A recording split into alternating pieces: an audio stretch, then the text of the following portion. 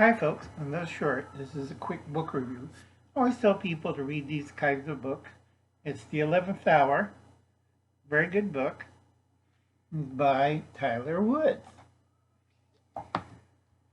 You should get a book on basic cooking. All these are found at Amazon. And that's the authors. Okay, on Get Basic Cooking. If you've seen Old School Prepper and her guest, Mary Beth, they were talking about calorie count. Very good if you know what you're doing. Very bad if you don't know and do the math wrong. Don't forget this one, A Simple Cookbook.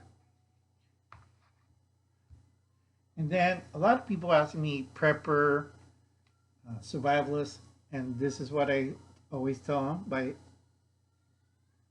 J.L. Murphy. And are you a survivalist or prepper? There's a big difference between the two. So you read the book, you figure it out. I have several books on the subject. So I hope this helps you out. I'm going to have another video in just a second. Catch you later, folks.